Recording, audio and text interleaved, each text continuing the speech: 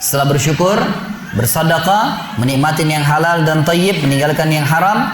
Ya, dan ingat teman-teman sekalian, semua yang halal pasti baik buat kesehatan kita, semua yang haram buruk buat kita. Jangan dilakukan, sudah. Gitu kan? Dan kita bisa lihat sekarang, subhanallah, khamar ditemukan banyak bukti-bukti tentang buruknya, babi dan apa saja yang Allah haramkan pasti buruk buat kesehatan. Tinggal Anda cari sendiri, data-datanya pasti ditemukan luar biasa. Dan sekarang ini saya temukan data terakhir di Jepang. Orang-orang Jepang asli pun kalau masuk supermarket mereka mencari makanan-makanan yang sudah dikemas itu yang ada label halalnya. Karena mereka tahu kalau halal pasti jauh dari hal-hal yang buruk. Orang non-muslim yang menyembah matahari sekarang cari makanan halal, gitu kan? Emang sudah begitu. Bagaimana Anda orang muslim kalau tidak cari yang halal? Mestinya begitu. Yang keempat teman-teman sekalian, untuk menambah rezeki kita adalah memperbanyak istighfar. Secara khusus masalah istighfar. Karena ada sebuah hadis Nabi SAW yang berbunyi, bisa saja rezeki seorang hamba tertahan, ya, ditahan oleh Allah, belum dikasih, ditahan dulu karena dosa yang dia lakukan. Karena dosa yang dia lakukan. Jadi dosa itu bisa menahan. Bisa saja kita mau coba masuk proyek gagal. Coba istighfar kepada Allah SWT. Kan? Jadi memang ada dosa yang mengganjal, intinya begitu. Pernah ada 3 orang datang kepada Hasan Basri rahimahullah, seorang ulama tabi'in yang masyhur. Datang 3 orang ini, dan Hasan Basri ini juga terkenal dengan kesolehannya. Kalau ngomong selalu surga, neraka, rahmat dan taubat dan azab. Itu saja berputar perkataannya Hasan Basri rahimahullah. Jadi orang sering datang ke rumahnya minta nasihat.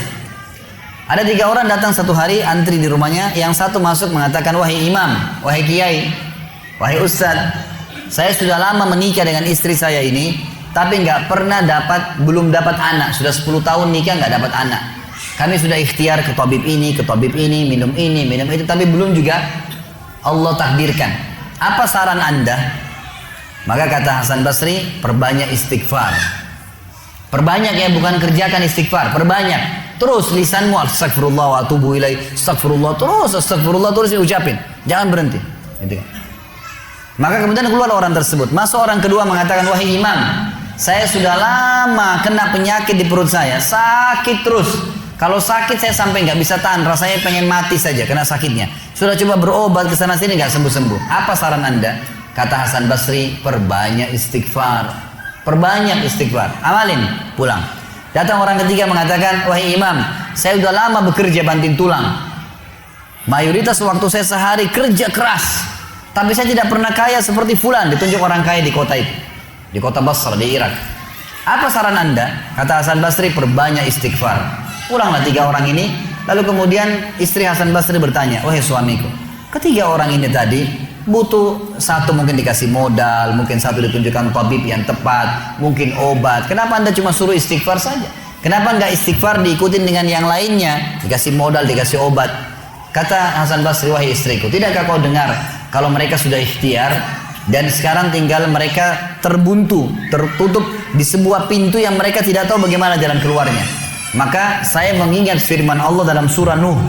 Surah Nuh ini surah nomor 71 ya. Ayatnya ayat 10 sampai ayat 12. Nabi Nuh alaihissalam berkata kepada kaumnya tentang istighfar. Surah Nuh surah nomor 71 ayat 10 sampai ayat 12. A'udzubillahi minasyaitonirrajim, faqultu astaghfiru rabbakum innahu kana ghaffara. Yursilis samaa 'alaikum midrara wa yumditkum bi amwalin wa banin wa yaj'al lakum jannatin wa yaj'al lakum anhara. Kata Nabi, kata Allah Subhanahu wa taala, Nuh berkata kepada kaumnya, istighfarlah, minta taubatlah kepada Tuhan kalian, sesungguhnya Dia Maha menerima taubat hamba-hambanya. Manfaatnya Dia akan menurunkan untuk kalian dari langit midrara. Midrar kata para ulama tafsir bisa berarti hujan yang lebat, bisa berarti rezeki yang non-stop, terus dikasih sama Allah bertubi-tubi. Dan dengan istighfar Allah akan memperbanyak harta dan keturunan kalian, dan Allah akan jadikan kebun-kebun kalian lebat, dan Allah akan suburkan juga seluruh sungai-sungai kalian. Jadi di sini manfaat daripada istighfar. Ada kisah yang lain teman-teman sekalian, kisah Imam Ahmad rahimahullah. Imam Ahmad rahimahullah dari 4 mazhab tadi, Abu Hanifah, Malik, Syafi'i dan Ahmad. Ahmad bin Hanbal muridnya Imam Syafi'i. Mazhab yang keempat. Imam Ahmad rahimahullah di akhir hidup beliau ulama besar hadis. Di akhir hidup beliau pernah terlintas di benaknya untuk mendatangi sebuah kota di Irak. Kenapa ke sana nggak tahu. Pokoknya pengen ke sana gitu. Imam Ahmad pergi ke sana. Tiba di kota itu, tapi saya tidak temukan dalam riwayat ini kota apa yang dimaksud. Tiba di kota itu, Imam Ahmad tiba azan maghrib. Lihat masjid, ada satu masjid, masuk masjid itu sholat berjamaah. Orang nggak tahu dia, karena zaman dulu orang tidak ada foto, tidak tahu lihat bagaimana wajah siapa orang ini, nggak kenal. Habis sholat maghrib, Imam Ahmad duduk sedikit baca Al-Quran. Azan Isya dia ikut sholat. Selesai Isya, Imam Ahmad pergi ke pojok masjid, mau geletak tidur. Marbot masjidnya datang, dekatin. Wahai syekh, syekh ini dalam bahasa Arab 3 artinya. Bisa hal dari 3, bisa orang tua, syekh, bisa orang alim, bisa orang kaya. Jadi tidak selamanya kalau antum dipanggil di Saudi syekh dianggap orang alim gitu. Bisa saja orang tua gitu kan. Dipanggil, hai syekh, orang tua maksudnya. Ngapain anda di sini? Kata Imam Ahmad, saya musafir, nggak kenal orang siapapun di kota ini. Besok pagi saya mau pergi, nggak ada tempat nginap, saya mau nginap di sini. Karena zaman dulu nggak ada penginapan kayak kita sekarang, banyak hotel segala gitu. Kata marbotnya nggak bisa, masjid nggak boleh tidur. Kata Imam Ahmad, saya didorong-dorong keluar dari masjid. Orang ini nggak tahu kalau ini Imam Ahmad, kalau tahu mungkin diundang ke rumahnya. Tapi ini marbot, masya Allah, istiqamah nih gitu. Keluar dari masjid, ditutup pintu masjid sama dia.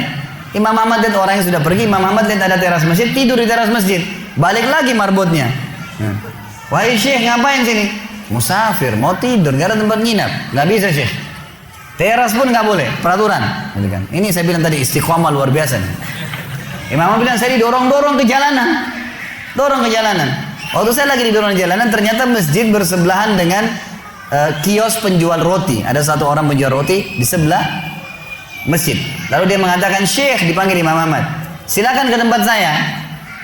Imam Ahmad pun datang. Dia bilang, saya punya rumah tidak jauh dari sini, ini kios saya, ada ruangan tempat tidur saya. Silakan anda pakai nginap, besok anda mau pulang silakan. Kata Imam Ahmad menceritakan tentang keadaan dia dengan penjual roti ini. Dia bilang, ada satu perilaku penjual roti ini yang unik.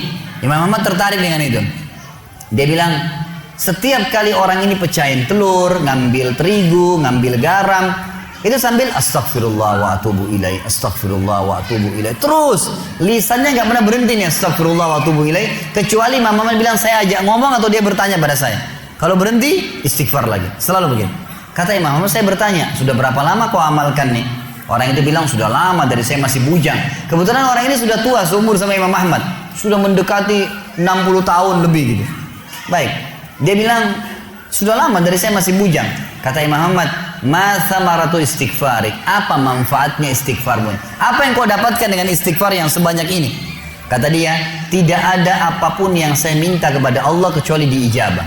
Apa saja saya minta Allah kasih, tinggal satu yang belum Allah kasih. Kata Imam Ahmad, apa itu? Dia bilang, saya minta dipertemukan sama Imam Ahmad.